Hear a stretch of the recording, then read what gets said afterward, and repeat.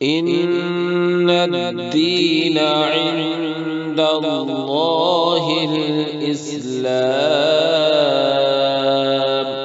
الحمد لله رب العالمين، والصلاة والسلام على سيد الأنبياء والمرسلين وعلى آله وأصحابه أجمعين. أما بعد، فأعوذ بالله من الشيطان الرجيم. بسم الله الرحمن الرحيم. قال الله تبارك وتعالى: وسارعوا إلى مغفرة من ربكم وجنة أرضها السماوات والأرض أعدت للمتقين الذين ينفقون في السراء والضراء والكاظمين الغيظ والعافين عن الناس والله يحب المحسنين. صدق الله العلي العظيم. وقال عليه الصلاة والسلام حين سأل عقبة بن عامر رضي الله عنه عن عقبة بن عامر رضي الله عنه أنه قال: قلت يا رسول الله من نجاه؟ قال رسول الله صلى الله عليه وسلم: أملك عليك لسانك وليسعك بيتك وابكي على خطيئتك.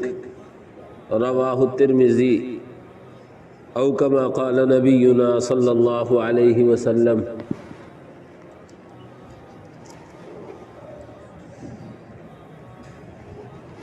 محترم بزرگوں، بھائیوں، اللہ جل جلالہ و عم نوالہ اپنے بندوں سے بہت زیادہ محبت کرتا ہے.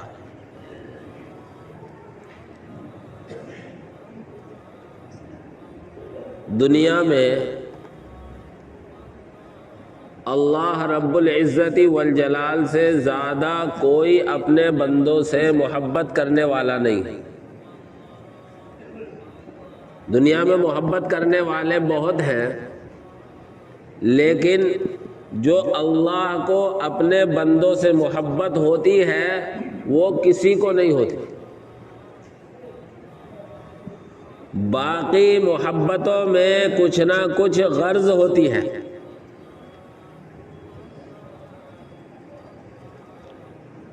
بے غرض محبت ہوتی ہے اللہ کو اپنے بندے سے.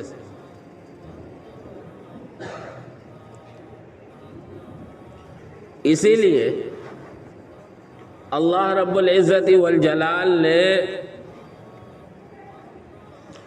بندوں کی غلطیوں پر پردہ ڈالنے کے لیے، بندوں کی کوتاہیوں کو معاف کرنے کے لیے، بندوں کی لغزشوں کو ختم کرنے کے لیے بہت سے ذریعے اور بہانے دیے.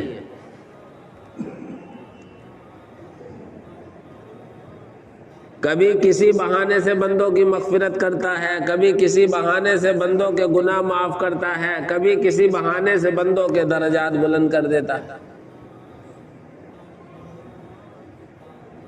یہ محبت ہی کی علامت ہے.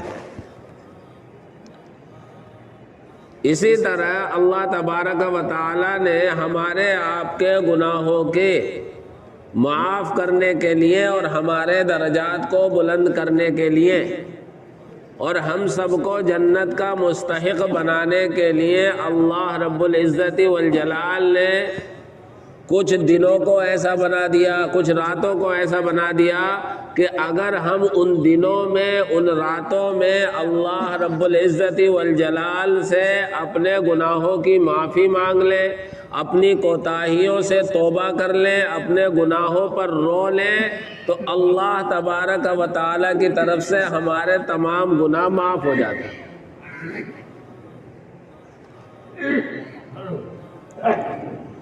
انہی مغفرت اور رحمت والی راتوں میں سے ایک رات یہ شب برات بھی ہے. شب کے معنی آتے ہیں رات، اور براءت کے معنی آتے ہیں چھٹکارا.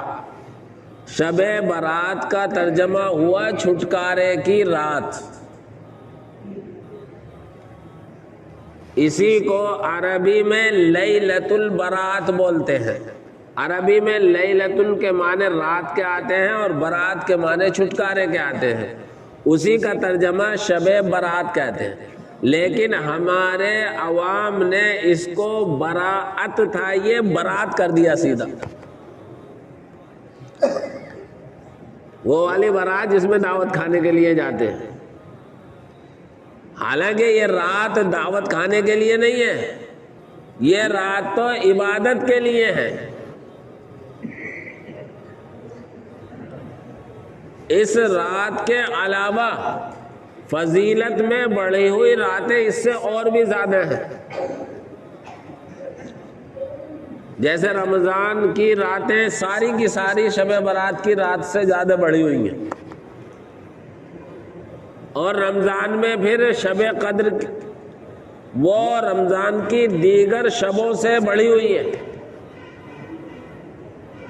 اسی طرح بقرعید کا چاند نظر آنے کے بعد بقرعید کے دن تک ساری راتیں اس رات سے بڑھی ہوئی ہیں.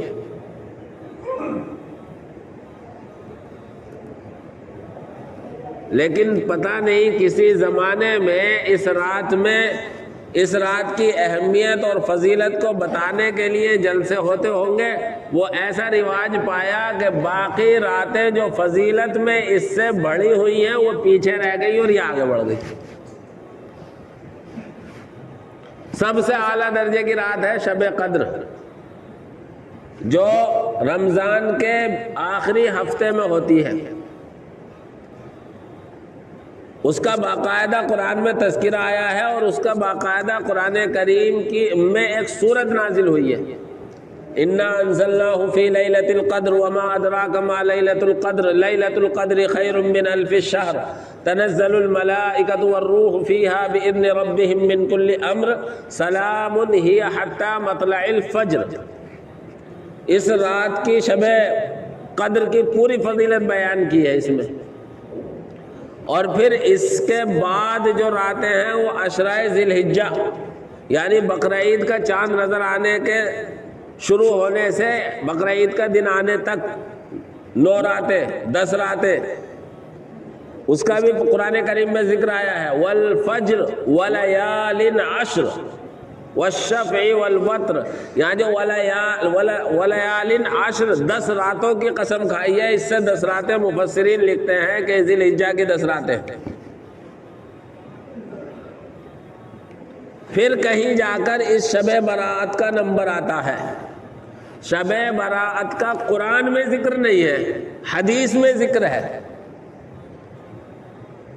قرآن میں ذی الحجہ کی 10 راتوں کا ذکر ہے اور شب قدر کا ذکر ہے، اس رات کا ذکر نہیں ہے.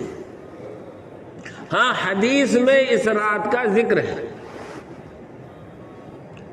اسی بنیاد پر جو ساری عبادتیں کرتے ہیں ان کو کوئی منع نہیں کرتا، بلکہ اس بہانے سے اللہ کے سامنے کچھ سجدہ کرنے کی توفیق ہو جاتی ہے اور لگتا ہے کہ ہمارے اندر بھی ابھی مسلمانی باقی ہے. اللہ کرے کہ یہ فکر ہمیں روزانہ پیدا ہو جائے، کیونکہ مسلمان تو ہم ہر دن ہیں، اللہ کا حکم تو ہر دن ہے. عشاء کی نماز ہم پر ہر دن فرض ہے، مغرب کی نماز ہر دن فرض ہے، فجر کی نماز ہر دن فرض ہے، صرف اسی رات میں فرض نہیں ہے. لیکن پھر بھی اللہ کی طرف سے جو توفیق مل جائے وہ بھلا ہی بھلا ہے. میں نے قرآن کریم کی ایک آیت تلاوت کی ہے، اللہ اس میں کہہ رہا ہے وَسَارِعُوا إِلَىٰ مَغْفِرَةٍ مِّن رَّبِّكُمْ. سب کو کہہ رہا اللہ دوڑو اپنے رب کی مغفرت اور بخشش کی طرف. وَجَنَّةٍ عَرْضُهَا السَّمَاوَاتُ وَالْأَرْضُ، اور مغفرت کے ساتھ ساتھ دوڑو اس جنت کی طرف جس کی چوڑائی آسمان و زمین کے برابر ہے. کس کے لیے بنائی گئی ہے؟ اعدت للمتقین، یہ اللہ سے ڈرنے والوں کے لیے بنائی گئی ہے، تقوی اختیار کرنے والوں کے لیے تیار کی گئی ہے۔ اب وہ تقوی اختیار کرنے والے کون ہیں؟ الذین ينفقون فی السراء والضراء، پہلی چیز بیان کی، جو لوگ اچھی حالت میں بھی اور تنگ دستی کی حالت میں بھی اللہ کے نام پر کچھ نہ کچھ خرچ کرتے رہتے ہیں۔ دوسری صفت بیان کی، والکاظمین الغیظ، اور غصے کو پیتے رہتے ہیں۔ تیسری صفت بیان کی، والعافین عن الناس، سامنے والے سے کوئی غلطی کوتاہی ہو جائے تو ان کو معاف کرتے رہتے ہیں۔ مفسرین نے اس آیت کی تفسیر میں ایک واقعہ نقل کیا ہے حضرت زین العابدین رضی اللہ تعالی عنہ کا۔ حسن ابن علی زین العابدین رضی اللہ تعالی عنہ کا، حضرت علی کی نسل میں ہے پوتے یا پرپوتے۔ کیسے غصے کو برداشت کیا جاتا ہے اور کیسے لوگوں کو معاف کیا جاتا ہے۔ وہ خاندان نبوت سے تعلق رکھتے تھے اور آیتوں کو سمجھتے تھے، اللہ کے فرمان کو سمجھتے تھے۔ ان کا واقعہ معاف کرنے اور درگزر کرنے کا نقل کیا گیا ہے کہ ان کی باندی انہیں مٹی کے لوٹے سے وضو کرا رہی تھی۔ اتفاق یہ ہوا کہ اس کے ہاتھ سے لوٹا چھوٹ گیا، اور لوٹا چھوٹا تو لوٹا پھوٹ بھی گیا۔ انہوں نے نگاہ اٹھائی، باندی سمجھ گئی کہ آقا ناراض ہے، ناراضگی کا اظہار کر رہے ہیں، اور اس میں کچھ باندی کی لاپرواہی تھی۔ کبھی کبھی آدمی کوئی کام کر رہا ہوتا ہے، دھیان کہیں دوسری طرف ہوتا ہے تو کام بگڑ جاتا ہے۔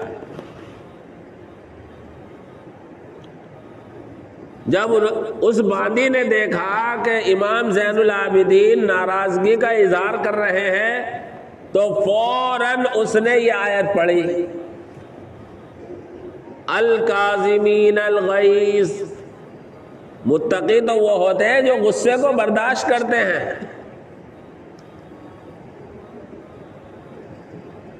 حضرت زین العابدین نے نگاہ نیچی کی، پھر اس نے دیکھا ابھی غصہ ٹھنڈا نہیں ہوا ہے، تو اگلی آیت پڑھ دی، والعافین عن الناس، اگلا ٹکڑا۔ اور متقی تو وہ لوگ ہوتے ہیں جو لوگوں کو معاف کرنے والے ہوتے ہیں، درگزر کرنے والے ہوتے ہیں۔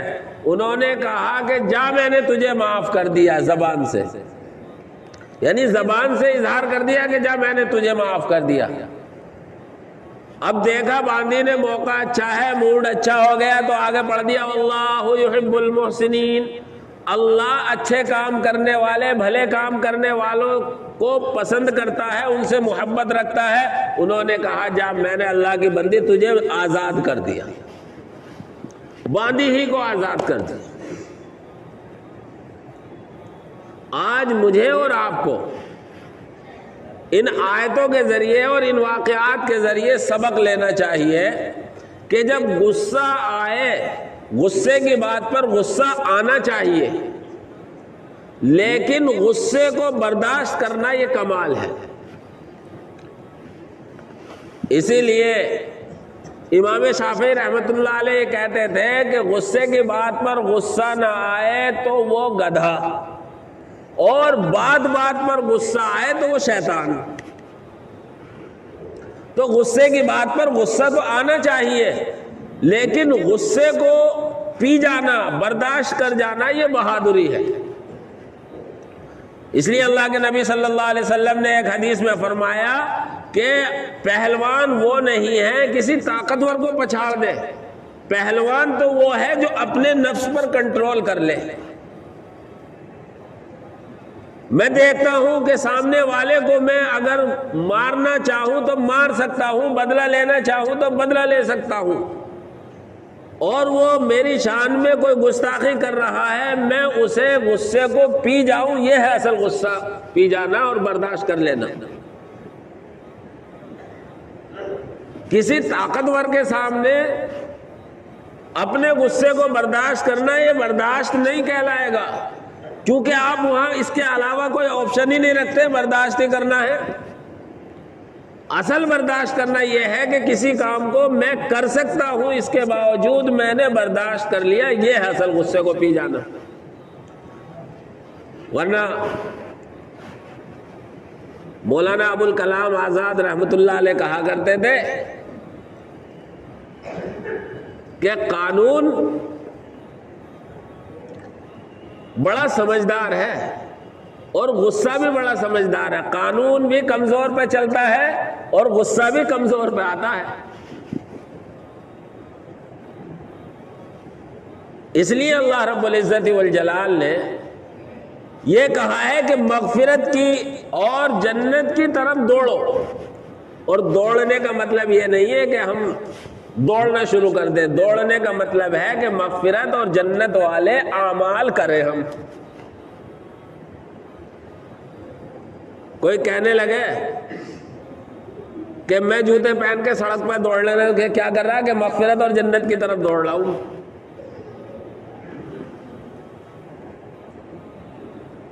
تو یہ دوڑنا نہیں ہے، دوڑنے کے مقصود یہ ہے کہ ہم جنت اور مغفرت والے اعمال کی طرف آ جائیں۔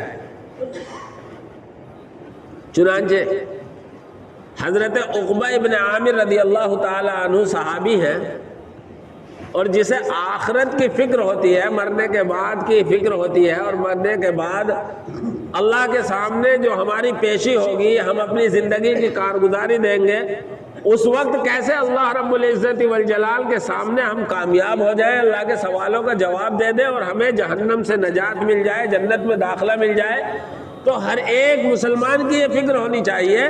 چنانچہ عقبہ ابن عامر رضی اللہ تعالی عنہ کی بھی یہی فکر تھی۔ انہوں نے اللہ کے نبی صلی اللہ علیہ وسلم سے کہا کہ اللہ کے نبی یہ بتائیے کہ نجات کا راستہ کیا ہے؟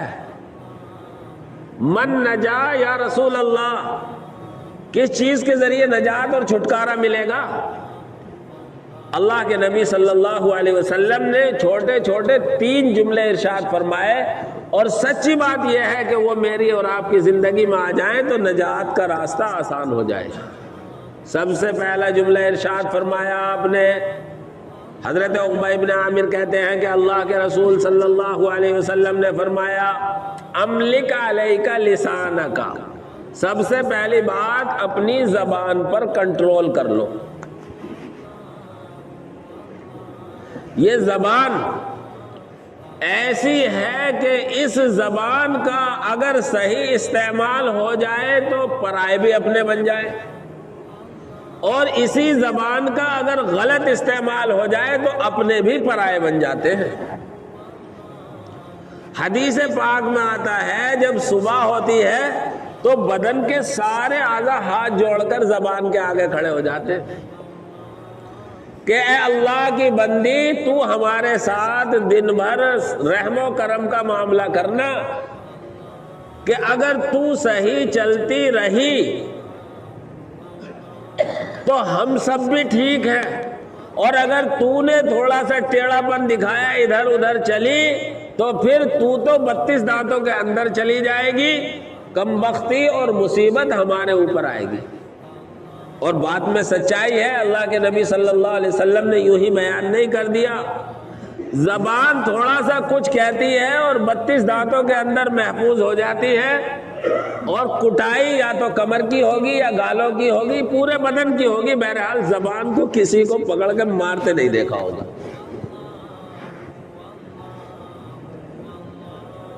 یہ تو بالکل محفوظ کوٹری میں چلی جاتی ہے۔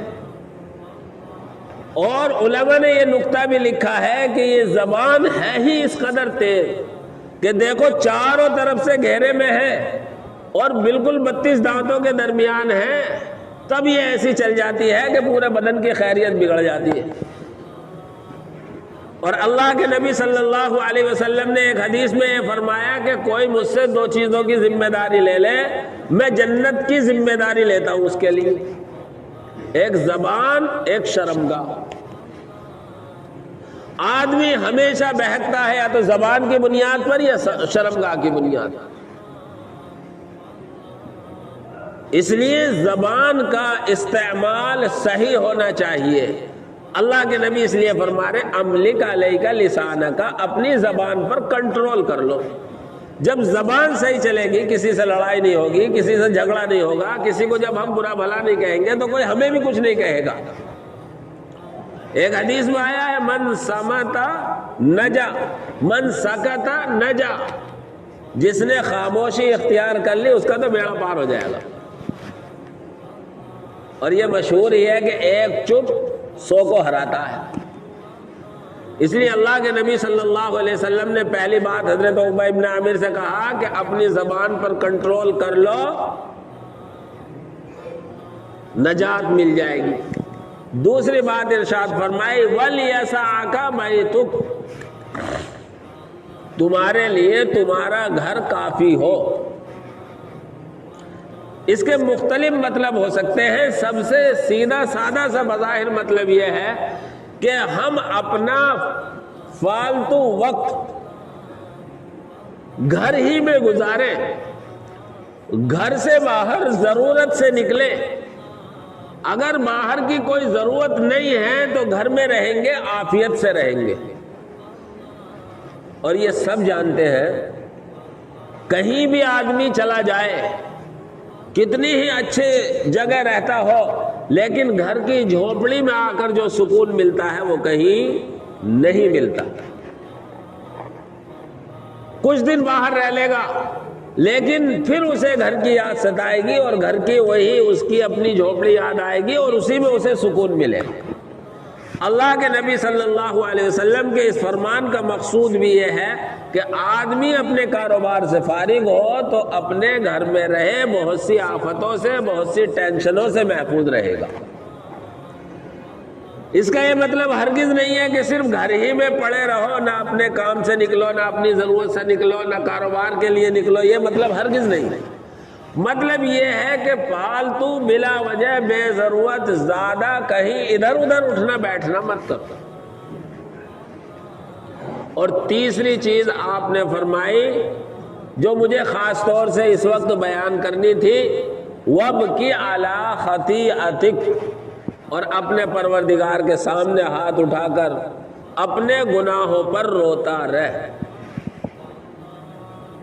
میرے بھائیو، ہم اگر اللہ نے ہم پر جو انعامات کر رکھے ہیں انہیں یاد کر لیں، اور ان انعامات کے مقابلے میں ہم اپنی کوتاہیوں کو دیکھ لیں تو خود بخود ہماری آنکھوں سے آنسو ٹپکنے شروع ہو جائیں گے۔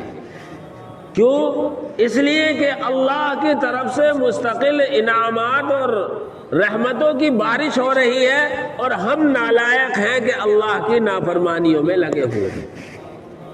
ٹھنڈے دل سے اگر سوچ لیں اور اپنے گریبان میں منہ ڈال لیں ہم میں سے ہر ایک، تو اسے اپنا قصور خود و خود سمجھ میں آ جائے گا، اور جب آدمی اپنا قصور سمجھ لیتا ہے تو اس سے معافی مانگنا بھی آسان ہو جاتا ہے۔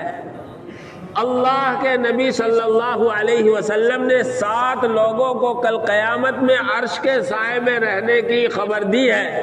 ان میں سے ایک وہ آدمی ہے وَرَجُلٌ ذَكَرَ اللَّهَ خَالِيًا فَفَاضَتْ عَيْنَاهُ، کہ 7واں آدمی وہ ہے جو عرش کے سائے میں ہوگا، کہیں تنہائی میں اللہ کے گھر میں یا اپنے گھر میں اللہ کو یاد کر رہا ہے، ادھر اللہ کی نعمتوں کو یاد کر رہا ہے، ادھر اپنے گناہوں کو، اپنے خطاؤں کو دیکھ رہا ہے، اور اس کے مارے اللہ کے خوف کے آنسو ڈبڈبا گئے، آنکھوں سے آنسو جاری ہو گئے۔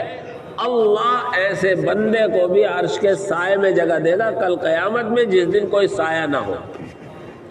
اس لیے تیسری بات اللہ کے نبی صلی اللہ علیہ وسلم نے عقبہ ابن عامر سے کہی کہ اپنی غلطیوں پر، اپنی کوتاہیوں پر اللہ کے سامنے روتے رہو۔ ایک حدیث میں آیا ہے کہ اللہ کو 2 قطروں سے زیادہ کوئی قطرے پسند نہیں ہے۔ ایک قطرہ وہ جو اللہ کی ڈر سے آنکھ نے بہایا ہو، دوسرا قطرہ وہ جو اللہ کے راستے میں خون کا بہا ہو۔ اس لیے میرے بھائیوں، آج یہ مغفرت والی رات ہے، جس قدر اللہ کی طرف سے توفیق ملے اتنے اپنے گناہوں کی معافی مانگ لیں، اپنی خطاؤں پر اللہ کے سامنے رو لیں، اور جتنی دیر ہم سے ہو سکے اللہ کی عبادت کر لیں۔ دیکھو جاگنا نہیں ہے، حدیث میں عبادت کرنے کا لفظ آیا ہے، صرف جاگنا نہیں ہے۔ عبادت میں آپ کو میں نے جمعے کے دن بتایا تلاوت کریں، نفل پڑھیں یا تسبیح پڑھیں، درود شریف پڑھیں، قرآن پڑھیں، کچھ بھی کریں، صرف جاگنے کی کوئی فضیلت نہیں ہے، جاگ کر عبادت کرنے کی فضیلت ہے۔ اس فرق کو سمجھ لیں۔ اس لیے آج کل جو نوجوانوں نے بائکیں لے کر شہروں میں، تو وہ اللہ کی پناہ تماشا ہوتا ہے کہ بہت سے دلی میں تو حادثات ہوتے ہیں، بہت سے لڑکے نوجوان اول پھول بائکیں چلاتے ہیں، دنیا سے ہی رخصت ہو جاتے ہیں۔ اس لیے ایسا شریعت میں کہیں نہیں ہے، یہ تیوہار نہیں ہے، عبادت کی رات ہے۔ اس لیے حسب توفیق جتنی توفیق ہو اتنی عبادت کر لیں، باقی جب نیند آنے لگے سو جائیں، یا نیند کو بھگانے کے لیے آپس میں تھوڑی موڑی دین ہی کی باتیں کر لیں یا دنیا کی باتیں کر لیں جن میں کسی کی غیبت کسی کی برائی نہ ہو، اور اس طریقے سے ہم اس رات کو گزاریں۔ اللہ رب العزت والجلال سے امید ہے کہ اللہ تبارک و تعالی اس بہانے سے ہم سب کی مغفرت کر دے گا۔ تو میری بات کا خلاصہ یہ ہے کہ اللہ رب العزت نے حکم دیا ہے کہ مغفرت کی طرف دوڑو اور جنت کی طرف دوڑو، جس کی جنت کی چوڑائی آسمان و زمین سے کہیں زیادہ ہے، اور ایمان والوں کے لیے وہ تیار کی گئی ہے۔ اور اس کے لیے اللہ کے نبی صلی اللہ علیہ وسلم نے حضرت عقبہ کے پوچھنے پر نجات کے 3 راستے بتائے کہ سب سے پہلے اپنی زبان پر کنٹرول کرو، دوسرے اپنے گھر میں زیادہ ٹائم دو، ادھر ادھر وقت ضائع مت کرو، اور تیسرے اپنے گناہوں پر روتے رہو، اللہ سے معافی مانگتے رہو۔ یہ بہت اہم پوائنٹ ہے۔ اللہ مجھے بھی، آپ حضرات کو بھی، اور پورے امت مسلمہ کو عمل کی توفیق عطا فرمائے۔ آمین۔ وآخر دعوانا ان الحمد للہ رب العالمین۔